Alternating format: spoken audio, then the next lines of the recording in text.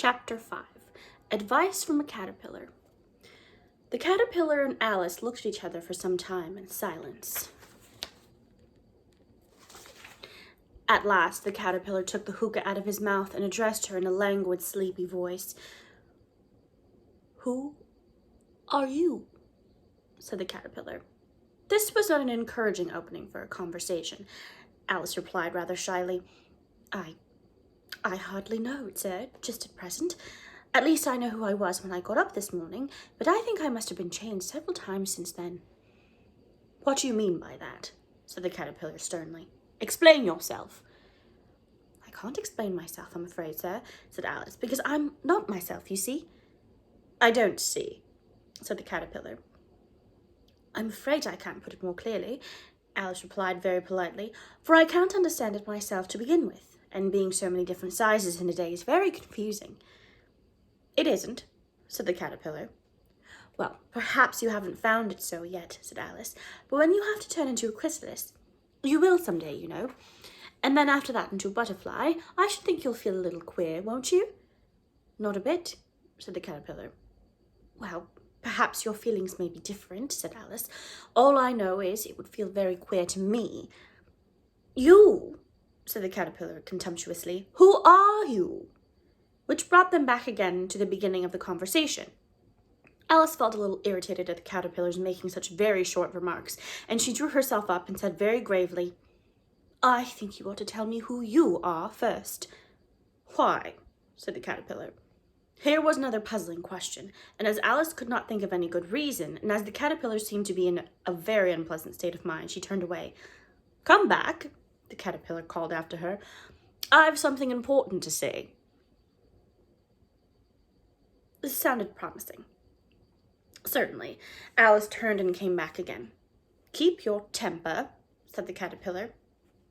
"Is that all?" said Alice, swallowing down her anger as well as she could. "No," said the caterpillar. Alice thought she might as well wait, as she had nothing else to do, and perhaps after all it might tell her something worth hearing. For some minutes it puffed away without speaking, but at last it unfolded its arms, took the hookah out of its mouth again, and said, "So, you think you're changed, do you?" "I'm afraid I am, sir," said Alice. "I can't remember things as I used, and I don't keep the same size for 10 minutes together." "Can't remember what things?" said the caterpillar. "Well, I've tried to say, 'How doth the little busy bee?' but it all came different," Alice replied in a very melancholy voice. "Repeat. 'You are old Father William,'" said the caterpillar. Alice folded her arms and began, "You are old Father William," the young man said, "and your hair has become very white, and yet you incessantly stand on your head. Do you think it, at your age, it is right?" "In my youth," Father William replied to his son, "I feared it might injure the brains, but now that I'm perfectly sure I have none, why, I do it again and again." "You are old," said the youth, "as I mentioned before, and have grown most uncommonly fat. Yet you turned a back somersault in at the door. Pray, what is the reason of that?" "In my youth," said the sage, as he shook his grey locks, "I kept all my limbs very supple, but the use of this ointment, 1 shilling the box, allow me to sell you a couple." "You are old," said the youth, "and your jaws are too weak for anything tougher than suet. Yet you finished the goose with the bones in the beak. Pray, how did you manage to do it?" "In my youth," said his father, "I took to the law, and argued each case with my wife, and the muscular strength which it gave to my jaw has lasted the rest of my life." "You are old," said the youth. "One would hardly suppose that your eye was as steady as ever, yet you bounce an eel on the end of your nose. What made you so awfully clever?" "I have answered 3 questions, and that is enough," said his father. "Don't give yourself airs. Do you think I can listen all day to such stuff? Be off, or I'll kick you downstairs." "That is not said right," said the caterpillar. "Not quite right, I'm afraid," said Alice timidly. "Some of the words have got altered." "It is wrong from beginning to end," said the caterpillar decidedly, and there was silence for some minutes. The caterpillar was the first to speak. "What size do you want to be?" it asked. "Oh, I'm not particular as to size," Alice hastily replied. "Only one doesn't like changing so often, you know." I don't know, said the caterpillar. Alice said nothing. She had never been so much contradicted in all her life before, and she felt that she was losing her temper.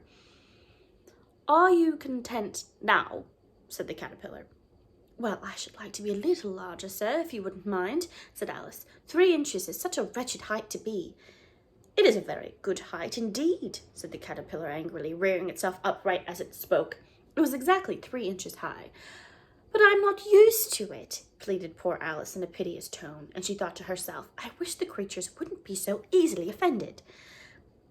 You'll get used to it in time, said the caterpillar, and it put the hookah into its mouth and began smoking again. This time Alice waited patiently until it chose to speak again. In a minute or two, the caterpillar took the hookah out of its mouth and yawned once or twice and shook itself. Then it got down off the mushroom and crawled away into the grass, merely remarking as it went, One side will make you grow taller, and the other side will make you grow shorter. One side of what? The other side of what? Thought Alice to herself. Of the mushroom, said the caterpillar, just as if she had asked it out loud. In another moment, it was out of sight. Alice remained looking thoughtfully at the mushroom for a minute, trying to make out which were the 2 sides of it, and as it was perfectly round, she found this a very difficult question. However, at last she stretched her arms round it as far as they would go, and it broke off a bit of the edge with each hand. And now, which is which? She said to herself, and nibbled a little of the right hand bit to try the effect. The next moment she felt a violent blow underneath her chin. It had struck her foot. She was a good deal frightened by this very sudden change, but she felt that there was no time to be lost, as she was shrinking rapidly, so she set to work at once to eat some of the other bit.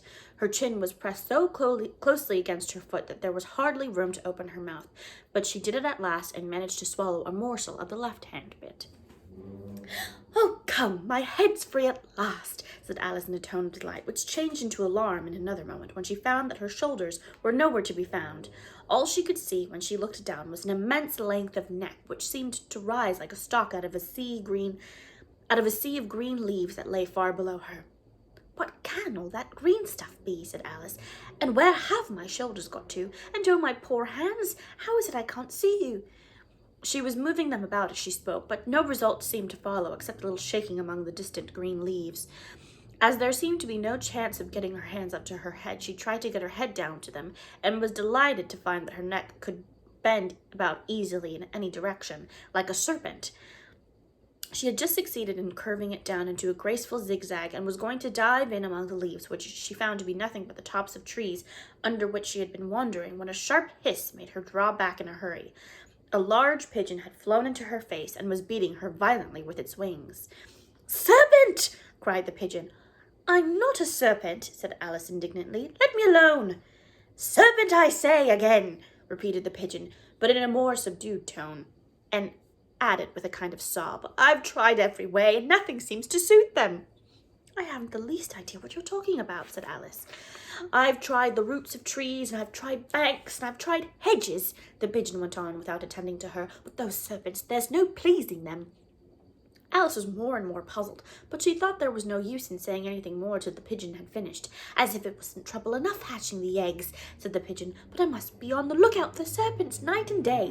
Why, I haven't had a wink of sleep these 3 weeks. I'm very sorry you've been annoyed, said Alice, who was beginning to see its meaning. And just as I'd taken the highest tree in the wood, continued the pigeon, raising its voice to a shriek, and just as I was thinking I should be free of them, at last they must needs come wriggling down from the sky. Ah, serpent! But I'm not a serpent, I tell you, said Alice. I'm a... Well, what are you? Said the pigeon. I can see you're trying to invent something.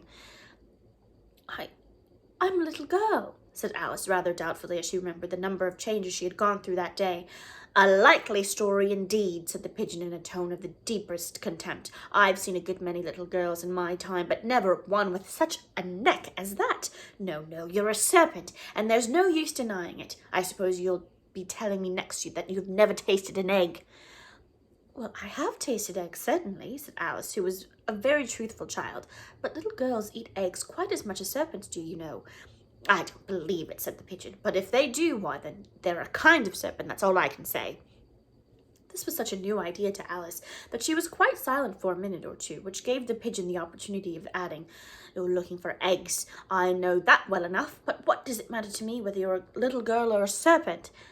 "It matters a good deal to me," said Alice hastily, "but I'm not looking for eggs, as it happens, and if I was, I shouldn't want yours.